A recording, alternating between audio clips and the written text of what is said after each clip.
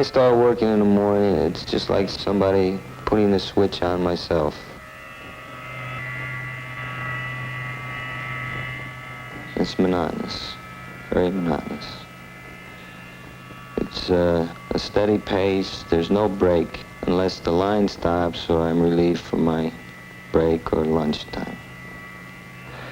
As far as the job goes, I don't think about that because after doing it so long, there's no thought to it, just to do it. Most of the men working in this plant, like myself, are forced into the job in the first place, mainly because once a man gets in there, if he's got a family, he's stuck there. He hasn't got the education to get a better job.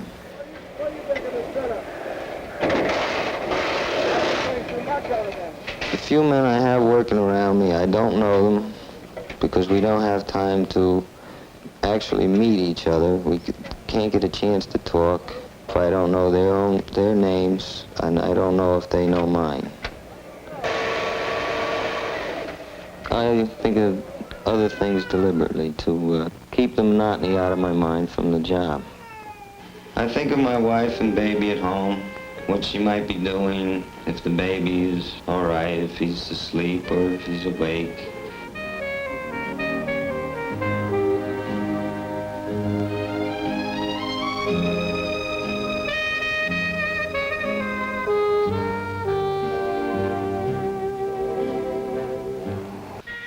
Herbert Slater is caught midway between the twilight of one industrial age and the dawn of another. Automation will eliminate more and more dull, repetitive jobs. The wave of the future is for machines to do this kind of work.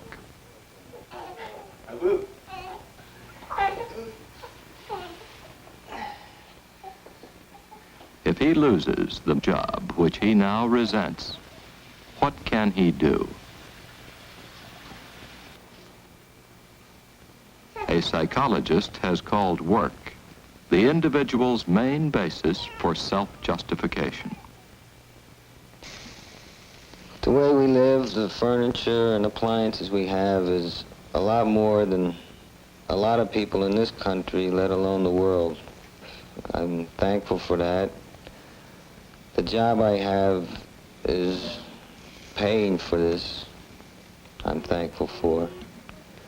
But I still feel that there's something missing in our life.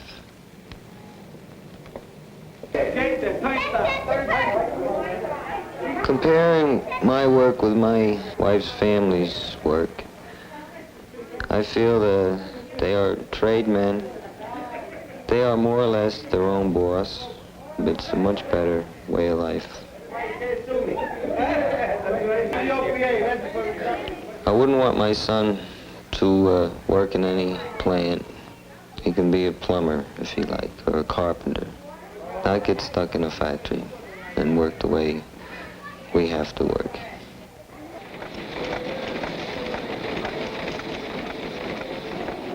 Sometimes I really didn't want to come into work because it was so much of a bore sitting in the chair for, well, the best part of 8 hours, watching rolls come up the chute. I'd be staring and looking, and I'd see nothing.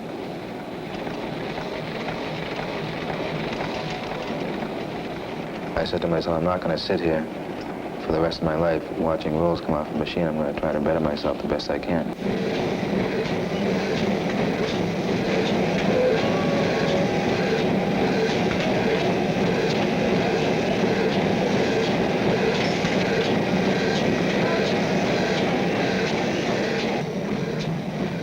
You're the father of this thing. You're the director. You're telling it what to do.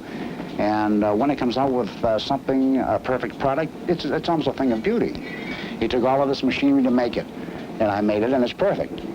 Ralph Butcher's job represents a break in the pattern of over-specialization usually found throughout industry. He is freed from the day-long attachment to the machine itself. He has knowledge of the complete manufacturing process, and this gives him a greater sense of identification with his work. Ralph Butcher shares responsibility for the raw materials fed into the machine Density seems to be much smoother. and the quality of the product which comes out. The units you've produced, I wouldn't ship. Ralph Butcher never finished high school. Like other unskilled workers, he has lived in the shadow of advancing technology. We started out all machine operators, quality control, what have you, various backgrounds in this company. We were involved in a re-education, a re-indoctrination, probably a re-evaluation of life. And all of a sudden I found myself back as a schoolboy. This meant books, all of the things that I had been so out of synchronization with. Normally I would leave my work at work and go home looking forward to a night with the wife and the children, television and so forth. All of a sudden I found myself with books, a great many demands. My family, they couldn't quite figure me out at first. I think probably the most amazing thing that I find is the fact that when I wake up in the morning, I don't detest going to my job. Enable us to do a better job. Supervisors at the plant are not always comfortable in their double role as boss and counselor.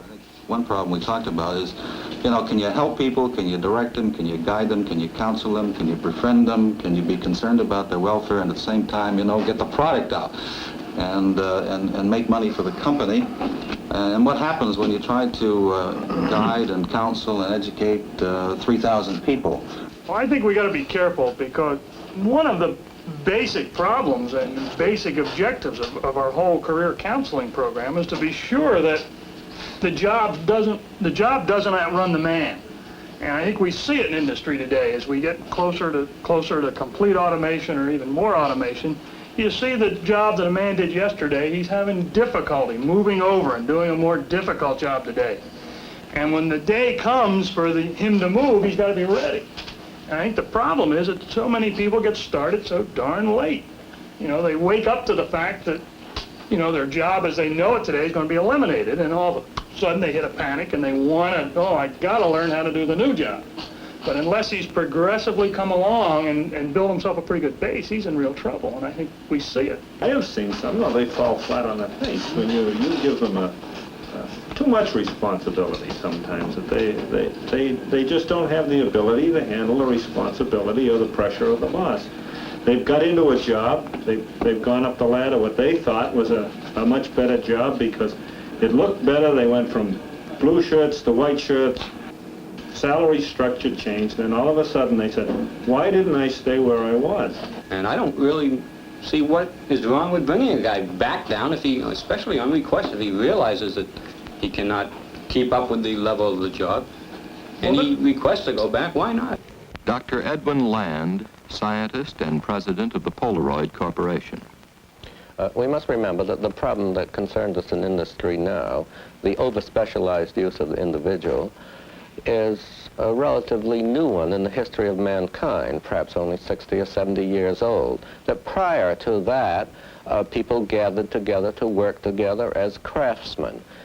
As we now approach the new age of automation, which is the ultimate in this 100-year process of mechanization, we see ourselves as ready to be set free again, not to terminate industry, but to bring industry back to that kind of warmth, to the kind of environment that made life good for the craftsman.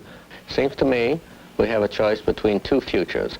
One future, which is a magnificent and exciting one, in which within the industrial framework everybody will be learning and be retrained and will be bringing his new abilities to the new products and new needs.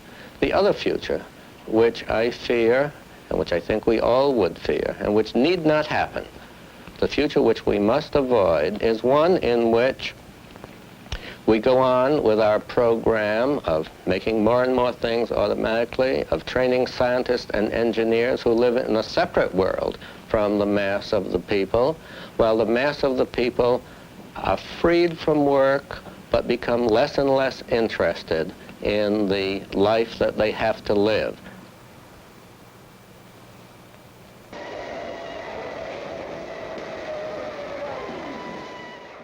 Take me a press, gonna take me some steel, gonna take my two hands and build an automobile.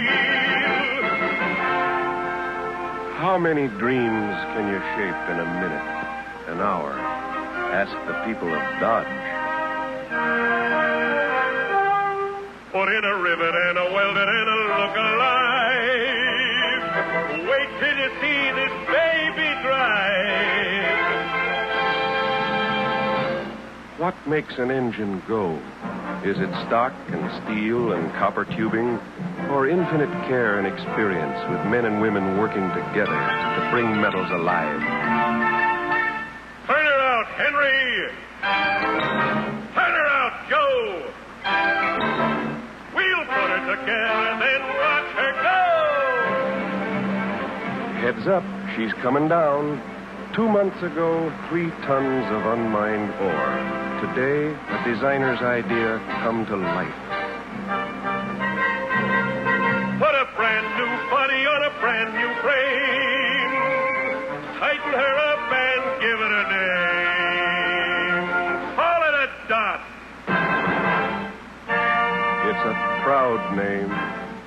Proud in tradition, proud in service. Swift and mighty in action. I took me a press, I took me some steel, I took my two hands and built an automobile. I built a Dodge